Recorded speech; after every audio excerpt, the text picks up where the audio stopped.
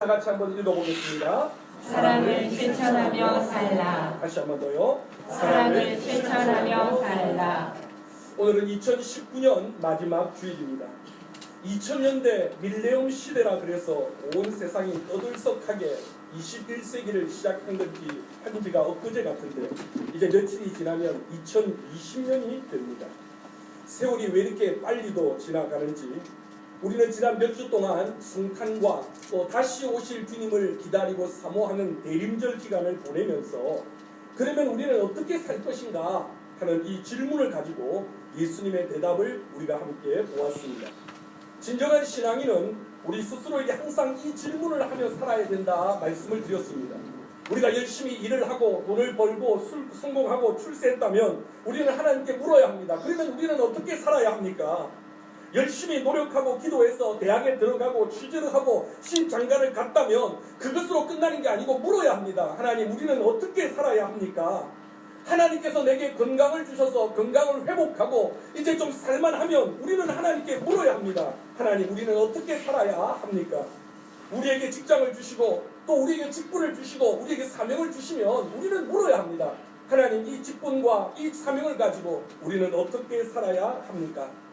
주님의 반드시 마지막 때에 다시 오신다는 것을 믿는 우리들은 이 시대를 살아가면서 물어야 합니다. 하나님, 이 마지막 때의 성도는 어떻게 살아야 합니까?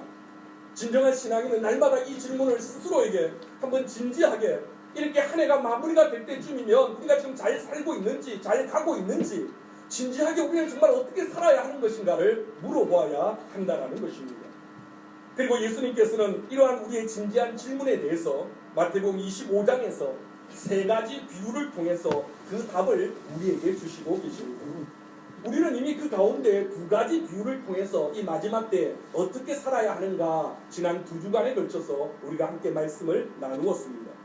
첫 번째는 신랑을 기다리는 열처녀의 비유를 통해서 항상 깨어 있어야 한다 말씀하셨습니다.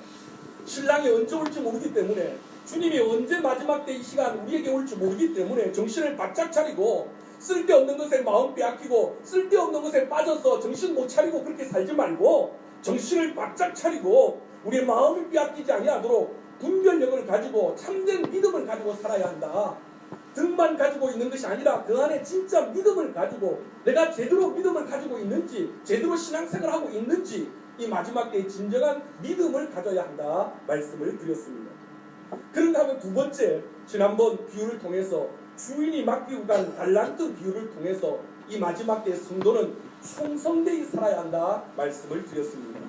주인이 반드시 돌아와서 계산을 하고 정산을 하기 때문에 주인이 있든 없든 주인이 보든 보지 않든 주님 앞에서 우리가 살아가는 것처럼 내게 맡겨주신 가정, 내게 맡겨주신 직분, 내게 해야 될 모든 일들을 최선을 다해서 충성되이 감당해서 주인이 와서 계산할 때에 뭔가 남겨드릴 것이 있어야 한다는 것입니다.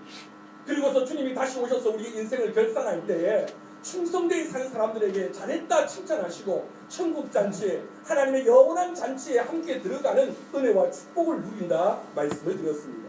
자, 오늘은 세 번째 25장에 나오는 세 번째 비유 양과 염소에 관한 이야기입니다. 이 비유의 내용은 이런 겁니다. 마지막 때 예수님께서 천사와 함께 이 땅에 오실 때에 모든 민족, 모든 백성이 다 하나님의 심판대 앞에 서게 된다는 것입니다. 그때 목자 되신 예수님께서 마치 양과 염소를 구분하여서 나누듯이 주님의 심판대 앞에 나온 모든 사람들을 두 부류로 나눈다는 것입니다. 자, 오늘 본문 31절로 33절입니다. 다 같이 한번 보겠습니다. 인자가 자기 영광으로 모든 천사와 함께 올 때에 자기 영광의 보좌에 앉으리니 모든 민족을 그 앞에 모으고 각각 구분하기를 목자가 양과 염소를 구분하는 것 같이 하여 양은 그 오른편에 염소는 왼편에 두리라.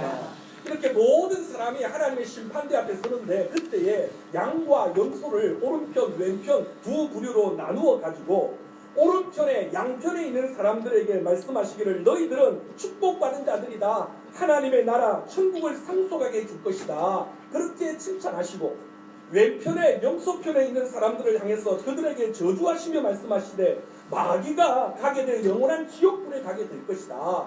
그렇게 예수님께서 말씀하신다라는 것입니다. 그런데 그때 지금 우리가 주목해야 될 것이 뭐냐? 영원한 천국을 상속받게 될 이 양편에 있는 사람들에게 목자 되신 예수님께서 뭐라고 말씀하시는가 하면 자, 오늘 35절과 36절입니다. 자, 눈을 크게 뜨시고 같이 한번 읽어보겠습니다. 내가 줄일 때 너희가 먹을 것을 주었고 목마를 때 마시게 하였고 나그네 되었을 때 영접하였고 헐벗었을 때 옷을 입혔고 병들었을 때 돌보았고 옥에 갇혔을 때 와서 보았느니라. 양편에 있는 사람들을 향해서 목자 되신 예수님께서 하시는 말씀이 너희가 내가 줄일 때 먹을 것을 주었다는 겁니다. 목마를 때 마실 것을 주었다는 겁니다. 또 내가 헐벗었을 때 입을 것을 주었고 병들었을 때 나를 돌보아 주었고 옥에 갇혀 있을 때 나를 잘 챙겨 주었다라는 것입니다. 그러자 이 양들 편에 있던 사람들이 조금은 당황해하면서 조심스럽게 이렇게 말을 합니다. 예수님, 우리는 아무리 생각해봐도 예수님에게 먹을 걸 드린 적이 없습니다. 아무리 내가 곰곰이 따져봐도 예수님 앞에 마실 것을, 입을 것을 예수님이 옥에 갇혔을 때 제가 챙겨드렸던 그런 기억이 전혀 없습니다. 그리고 또 언제 주님께서 그런 모습으로 우리에게 오셔가지고 우리를 도와달라 말씀하셨습니까? 저는 도무지 기억이 나지 않습니다. 양편에 있는 사람들이 조심스럽게 그렇게 예수님에게 반문을 했던 겁니다. 그러자 그때 예수님께서 아주 예상치 못한 대답을 그들에게 하십니다. 자, 40절입니다. 같이 읽겠습니다. 임금이 대답하여 이르시되 내가 진실로 너희에게 이르노니 너희가 여기 내 형제 중에 지극히 작은 자 하나에게 한 것이 곧 내게 한 것이니라 하시고. 예수님의 말씀은 그래 네가 나에게 직접적으로 먹을 거 마실 거 입을 거 그렇게 준 적은 없지만 그렇게 섬긴 적은 없지만 나는 네가 네 주변에 있는 작은 자들에게 사랑으로 대하고 섬기는 것을 보았다라는 것입니다. 그리고 그때 네가 그 연약하고 작은 자들에게 섬기고 돌보고 베푸는 것을 나는 나에게 베푸는 것으로 느꼈고 나는 그렇게 너를 간주했다라는 것입니다. 그리고 동시에 반대편에 염소편에 서 있는 사람들에게 이렇게 말씀하십니다. 자, 42절로 43절입니다. 다 같이 읽습니다. 내가 줄일 때 너희가 먹을 것을 주지 아니하였고 목마를 때 마시게 하지 아니하였고 나그네 되었을 때 영접하지 아니하였고 헐벗었을 때 옷 입히지 아니하였고 병들었을 때와 옥에 갇혔을 때 돌보지 아니하였느니라 하시니. 염소 쪽에 있는 사람들을 향해서 예수님은 조금은 화를 내시고 진노의 모습으로 지금까지 너희들은 단 한 번도 나를 챙겨준 적이 없다는 겁니다. 입을 것도 먹을 것도 마실 것도 단 한 번도 나를 챙겨준 적이 없다라고 그들에게 야단을 치시며 말씀을 하십니다. 그러다 이번에는 염소 쪽에 있는 사람들이 조금은 억울하다는 표정으로 항변을 합니다. 예수님, 우리가 언제 주님을 챙기지 않았습니까? 나 열심히 교회 다녔고 열심히 봉사했고 열심히 맡겨진 일에 최선을 다해 살았는데 왜 지금 이렇게 말씀을 하십니까? 그리고 언제 주님이 나에게 먹을 걸 달라 하셨습니까? 언제 입을 걸 달라 하셨습니까? 언제 나를 챙겨달라고 말씀하신 적이 있습니까? 나는 아무리 생각해도 그런 적이 없는데 억울합니다. 라고 염소 쪽에 있는 사람들이 항변을 하는 겁니다. 그러니까 이번에 예수님께서는 또 이렇게 말씀하십니다. 자, 45절입니다. 다 같이 읽겠습니다. 이에 임금이 대답하여 이르시되 내가 진실로 너희에게 이르노니 이 지극히 작은 자 하나에게 하지 아니한 것이 곧 내게 하지 아니한 것이니라 하시리니. 그래, 네가 말한 것처럼 너는 나에게 그렇게 대한 적이 없고 네 나름대로 열심히 살았고 열심히 봉사했고 열심히 그렇게 최선을 다했지만 너는 네 주변에 있는 연약한 자들에게 네 주변에 있는 작은 자들에게 넌 함부로 말했고 함부로 대했고 무시했고 실족게 하는 바로 그것이 나는 나에게 한 것으로 간주해서 나는 심히 불쾌했다는 겁니다. 그러면서 주님께서 하시는 말씀이 너희들이 저 어두운 데서 슬피 울게 될 것이다. 그렇게 말씀하신 것이 오늘 25장의 세 번째 뷰인 양과 염소에 관한 이야기인 것입니다. 여러분, 사실 오늘 우리가 하나의 마무리를 하면서 이 25장의 이 말씀은 창세기부터 계시록까지의 결론과도 같은 아주 중요한 말씀입니다. 그러면 오늘 이 마지막 시대 우리는 어떻게 살아야 합니까? 한 해를 마무리하는 이쯤 우리 인생에도 마무리가 올 것이고 우리 이 땅에서도 끝이 올 텐데 이때 우리는 어떻게 살아야 합니까? 주님의 말씀은 분명합니다. 너희들은 할 수 있는 대로 기회가 있는 대로 시간이 되는 대로 서로 사랑하며 사랑을 실천하며 살라는 것입니다. 그리고 바로 그것을 통해 너희가 양인지 염소인지 심판대 앞에서 구분을 하게 될 것이다 말씀하시는 것입니다. 자, 성도 여러분, 자, 이 말씀을 오해하시면 안 됩니다. 내가 사랑을 실천하고 지극히 작은 자들을 섬기면 내가 양이 된다는 것이 아닙니다. 여러분, 우리는 하나님의 자녀가 되고 예수님의 제자가 되고 예수님의 양떼들이 되는 것은 예수님을 믿고 하나님의 은혜로 되는 것입니다. 맞습니까? 우리가 하나님의 양이 되고 하나님의 자녀가 되고 백성이 되는 것은 내가 사랑하기 때문에 되는 게 아니고 우리가 예수 그리스도를 믿고 내가 예수 그리스도를 영접함으로 말미암아 우리는 하나님의 자녀가 되고 백성이 되는 것입니다. 할렐루야. 그런데 내가 하나님의 자녀가 되었다는 걸 뭐로 증명하느냐 말입니다. 예수 그리스도를 믿고 구원받았고 하나님의 백성이 되었는데 그걸 안 믿는 사람들에게 세상 사람들에게 보이지 않는 구원을 보이지 않는 천국의 소유한 자들을 뭐로 증명하느냐 말입니다.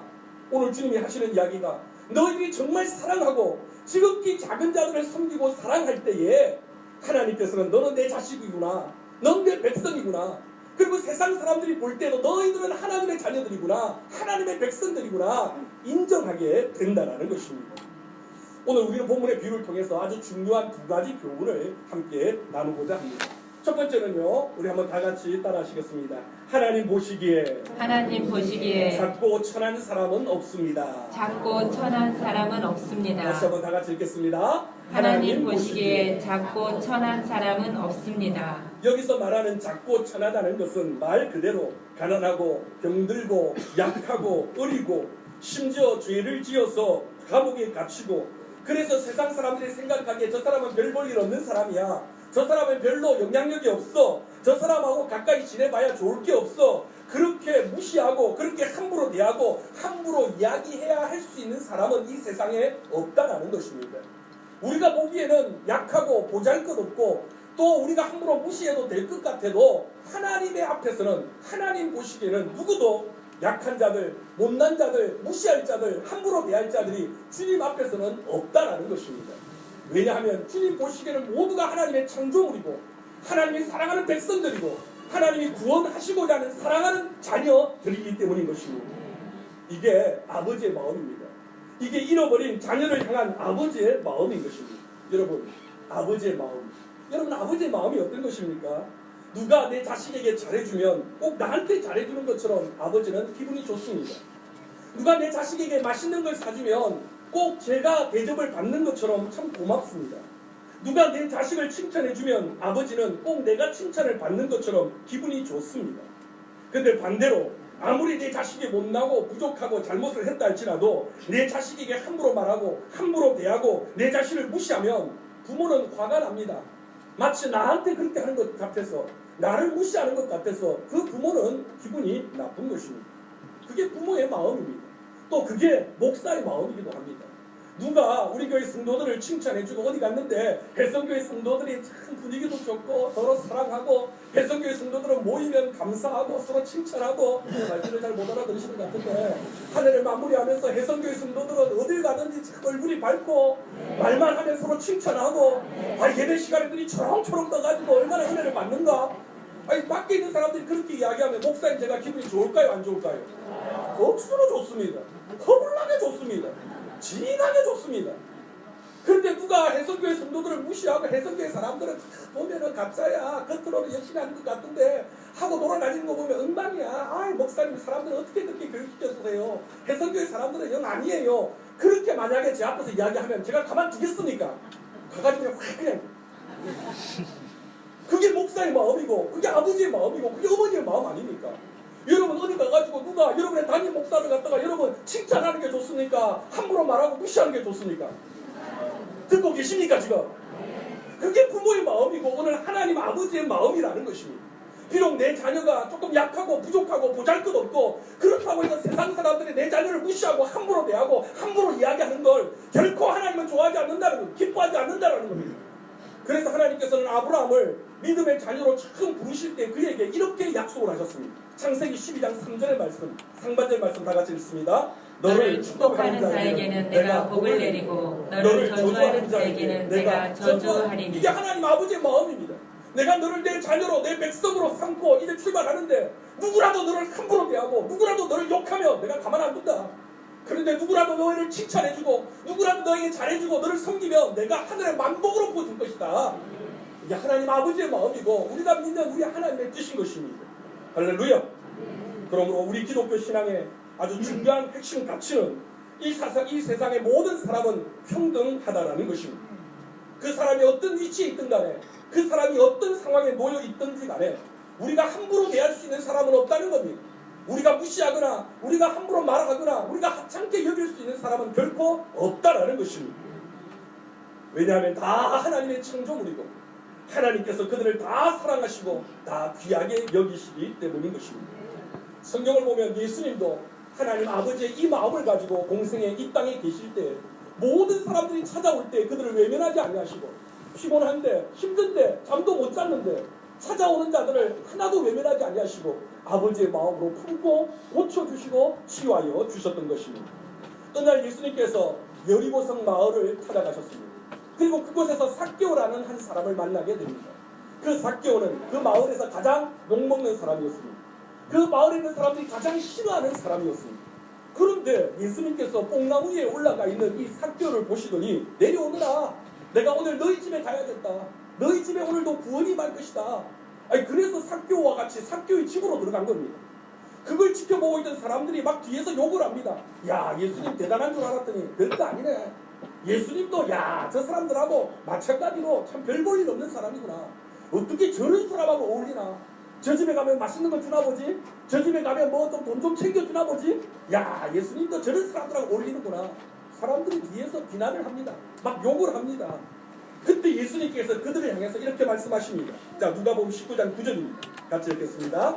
예수께서 이르시되 오늘 구원이 이 집에 이르렀으니 이 사람도 아브라함의 자손임이니로다. 뒤에서 욕을 하고 비난을 하는 사람들을 향해서 예수님이 말씀을 하시는 겁니다.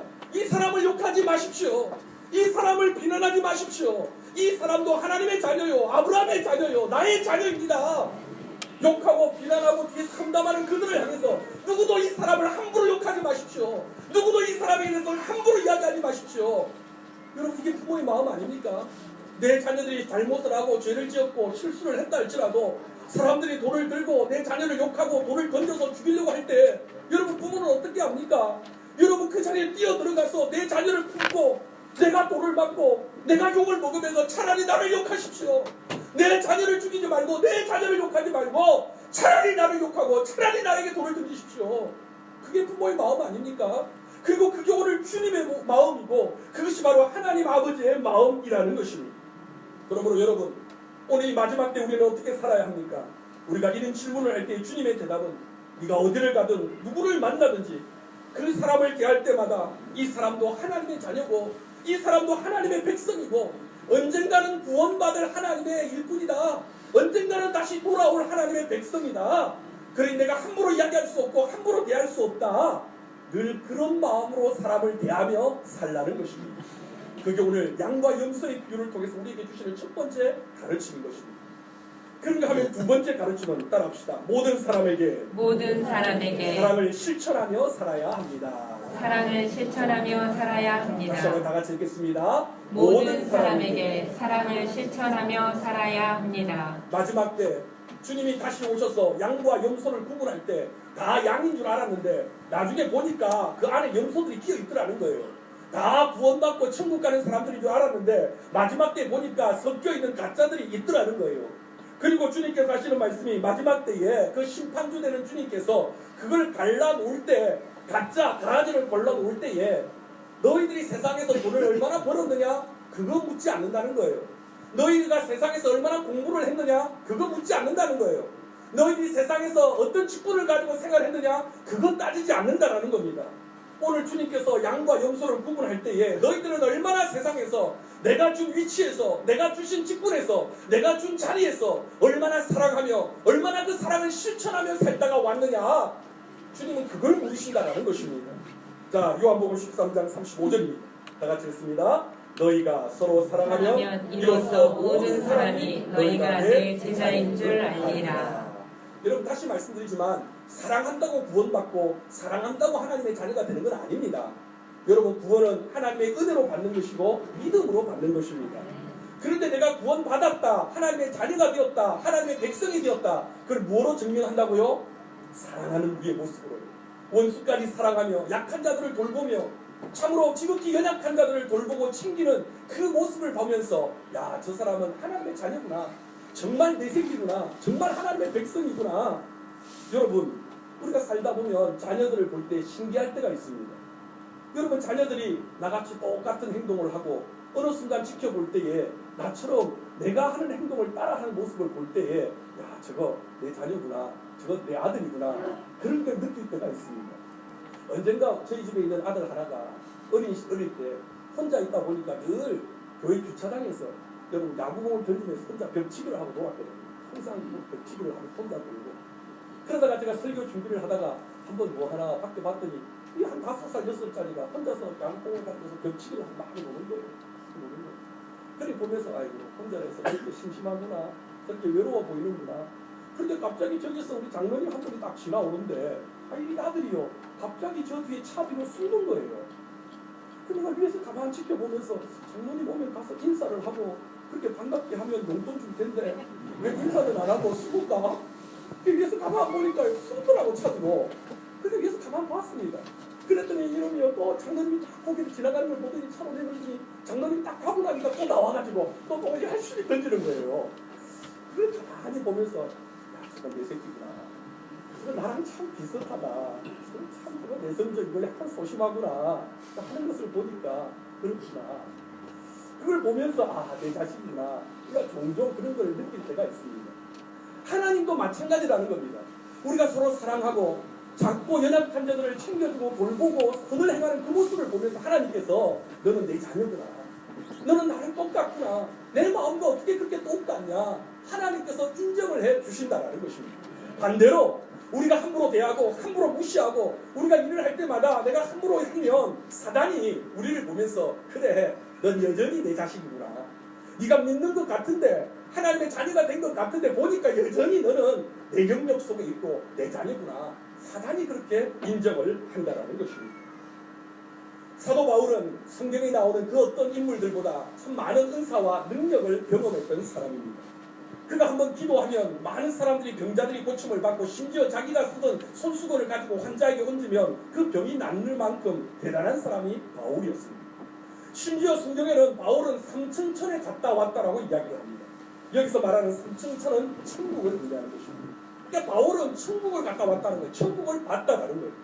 그런데 여러분 우리 같으면 천국을 보고 지옥을 보면 우리는 평생 돌아다니면서 그 이야기하면서 그 간증하면서 천국까지가 이렇더라, 지옥까지가 이렇더라, 늘 그 간증하면서 남들 못 본 거 그 이야기하면서 얼마나 우리가 자랑하면서 간증하고 다니겠습니까? 근데 바울은요 그 이야기 하지 않아요. 내가 천국 갔다 왔다는 이야기 안 하고요. 그는 고린도전서 13장에서 그의 인생의 결론을 내면서 이야기하기를 네가 천사의 말을 할지라도 산을 옮길 만한 믿음이 일지라도 네가 아무리 구제를 많이 한다 할지라도 사랑이 없으면 아무것도 아니다. 너희는 아무리 열심히 봉사하고 열심히 찬양하고 여러분이 아무리 열심히 기도해도 그 안에 사랑이 없으면, 사랑으로 기도하지 않고 사랑으로 찬양하지 않고 사랑으로 봉사하지 않으면 그건 자기 자랑거리밖에 되지 않고 내 교만거리밖에 되지 않기 때문에 그건 아무것도 아니다. 사도 바울 인생의 결론에서 그래서 마지막 남는 것은 믿음, 소망, 사랑 가운데 사랑이다. 바울이 그렇게 고백을 하는 것입니다. 성경 맨 마지막에 권이 요한계시록입니다. 요한계시록은 사도 요한이 로마에 잡혀서 반모섬에 유배를 가서 기도 가운데 하나님이 보여주신 그 환상을 보고 마지막 때의 모습과 그리고 마지막 때의 그 하늘에서 일어날 놀라운 신비한 것들을 그가 환상 가운데 보고 기록한 것이 요한계시록입니다. 이 요한계시록은 아주 심오하고 신비한 책입니다. 그래서 많은 사람들이 이걸 풀고 해석하면서 이단들이 생겨나고 갈등이 생겨나고 심지어 전쟁까지 일어나는 일들이 이 요한계시록 속에서 여러 가지 이유들이 담겨 있습니다. 그런데 여러분 정작 이 요한계시록을 기록한 요한은 그가 일평생 마지막 순간까지 자기가 그 반모섬에서 보았던 그 마지막 하늘의 이야기를, 하늘의 비밀을 이야기한 것이 아니었습니다. 요한은 마지막까지 그가 입을 열어서 그가 90이 넘어서 노부의 몸을 이끌고 한 이야기는 서로 사랑하라, 서로 사랑하라, 너희들이 서로 사랑해야 내 자녀고 내 제자인 줄 알리라. 천국을 보고 마지막까지 보고 온 사람이 늘 하는 이야기는 사랑하라는 이야기였습니다. 요한일서 3장 16절로 17절입니다. 다 같이 한번 읽어보겠습니다. 그가 우리를 위하여 목숨을 버리셨으니 우리가 이로써 사랑을 알고 우리도 형제들을 위하여 목숨을 버리는 것이 마땅하니라. 누가 이 세상의 재물을 가지고 형제의 궁핍함을 보고도 도와줄 마음을 닫으면 하나님의 사랑이 어찌 그 속에 거하겠느냐. 자녀들아, 우리가 말과 혀로만 사랑하지 말고 행함과 진실함으로 하자. 또 요한일서 4장 20절입니다. 다 같이 읽겠습니다. 누구든지 하나님을 사랑하노라 하고 그 형제를 미워하면 이는 거짓말하는 자니 보는 바 그 형제를 사랑하지 아니하는 자는 보지 못하는 바 하나님을 사랑할 수 없느니라. 금요일마다 요한일서를 강의하면서 여러분에게 말씀을 드렸죠. 요한은 사도들 가운데서 맨 마지막까지 남아서 교회를 지켰던 마지막 제자였고 사도였습니다. 베드로도 일찍 죽고 야고보도 일찍 죽고 그는 90이 넘어서 마지막까지 남아 있었습니다. 요한이 밤모섬에서 그 환상과 그 요한계시록의 놀라운 비밀을 보고 돌아와서 그는 에베소 교회를 목회하게 됩니다. 그 에베소 교회를 목회할 때 그는 이미 80 후반대였고 노후였고 여러분 강단에 제대로 서서 설교하기도 힘에 벌거운 사람이었습니다. 그런데 마지막 남은 그 사도, 그 제자에 대한 사람들의 존경이 얼마나 크겠습니까? 예수님께 직접 가르침을 받았고 들었던 마지막 남은 그 사도에 대한 그 애틋한 마음이 성도들에게 얼마나 기뻤겠습니까? 그런데 사도 요한이 밤모섬에 가서 돌아와가지고 마지막 목회를 에베소에서 하는데 그가 강단에 서서 늘 하는 이야기가 사랑에 관한 이야기만 하는 거예요. 사랑해라, 사랑해라, 서로 사랑해라. 그걸 한 달 내에 하고 2달 내에 하고 아니 3달 내에 사랑을 이야기하는 거예요. 여러분 제가 이 강단에서 맨날 똑같은 설교 몇 달 동안 똑같은 설교를 하면 여러분이 저를 어떻게 쳐다보겠습니까? 째려볼 거 아닙니까? 목사님 준비 안 했구나. 목사님 설교 별로 준비 안 하셨네. 그러면서 저를 째려보면서 따질 거 아닙니까? 근데 요한은요 몇 달을 계속 사랑에 관한 이야기만 하는 거예요. 그래가지고 성도들 중에 한 사람이 와서 이야기합니다. 선생님, 요한 사도 선생님, 우리가 이제는 다 들었거든요. 그러니까 다른 이야기 좀 해주세요. 이제 그 사랑에 대한 이야기는 귀가 따갑도록 들었는데 그 마지막 그 천국에 관한 이야기, 마지막 때에 대한 이야기, 그 이야기 좀 해주세요. 그랬더니 이 늙은 노사도가요. 그래, 다음 주에는 내가 새로운 거 해줄게. 내가 새로운 설교를 할게. 그러고서 다음 주에 강단에 올라와서 이야기를 합니다. 사랑하는 형제 자매 여러분, 내가 여러분에게 새 계명을 말하노니 서로 사랑하십시오. 아니 그러면서 또 사랑에 관한 또 이야기를 하는 거예요. 아니 새로운 걸 한다 그러면서 내가 새 설교를 할 테니까 서로 사랑하십시오. 너희들 여러분이 서로 사랑해야 하나님의 자녀고 하나님의 백성인 줄 알 것입니다. 여러분 마지막까지 남는 것은 사랑입니다. 다른 것 다 사라져도 사랑만이 영원한 것입니다. 여러분은 마지막 순간 사랑하는 이들에게 무슨 말을 남기시기를 원하십니까? 마지막 죽음에서 빚지지 마라. 마지막 죽으면서 성공해라. 내 원수를 좀 꼭 갚아다오. 내가 못 배웠는데 너는 좀 배워가지고 내 한을 좀 풀어다오. 여러분 그런 식으로 자녀들을 묶어두면 안 됩니다.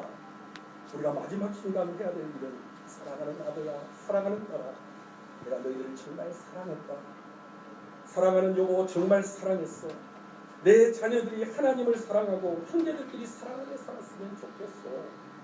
우리가 마지막 순간 우리 믿음의 후배들, 우리 믿음의 자녀들에게 고백하고 이야기할 것은 사랑하며 살기를 원하는 것입니다.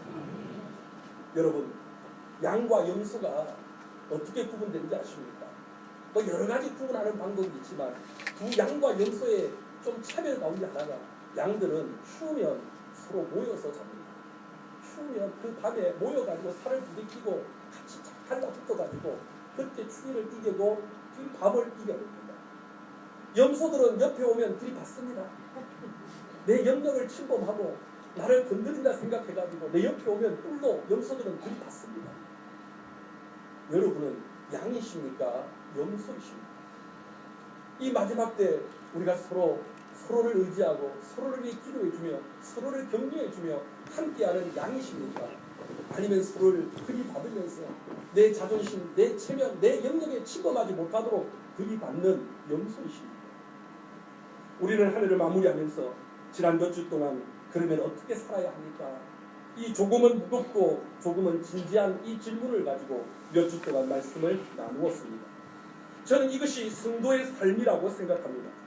어떻게 살 것인가 진지하게 묻고 또 진지하게 한번 고민해보고 그리고 하나님의 말씀이 뭔지 하나님의 가르침이 뭔지 좀 듣고 깨닫고 그래서 실천하고 그렇게 사는 것이 성도의 삶 아닐까요?